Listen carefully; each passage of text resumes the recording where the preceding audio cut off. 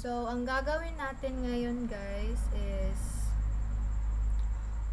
magdi-discuss tayo ng indexing at slicing and Python.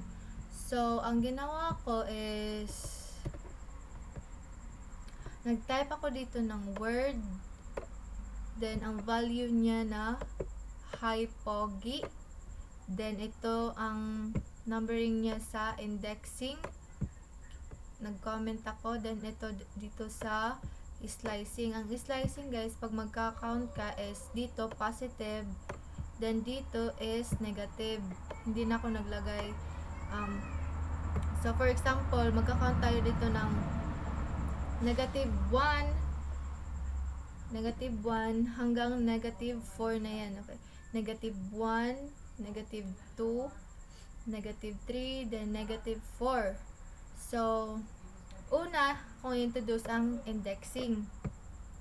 Ang indexing guys is kukunin niyo yung first character ng variable, which is itong value niya, which is itong h. So, and then dito sa slicing, kumbaga hinati natin itong hi pogi from the word slicing.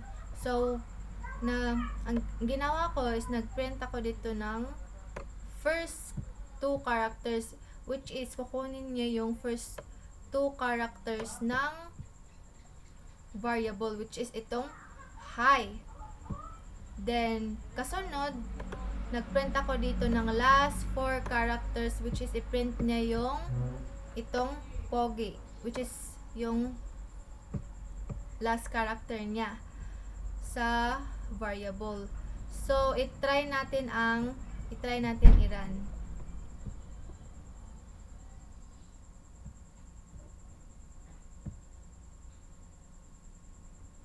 So, ito ang naging resulta niya. Gaya ng sinabi ko kanina, kinuha na yung the first letter ng variable, which is itong h. Balik natin. Nawala. Ito. Then, sa slicing is kinuha na yung first two characters ng hi pogi, which is itong hi. Nakalagay dito hi.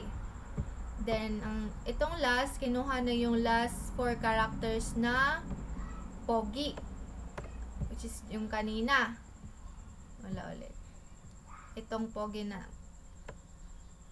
So, hinatin niya yung dalawang word na ito nung hi pogi. So, ganyan lang pag indexing and slicing guys. Madali lang.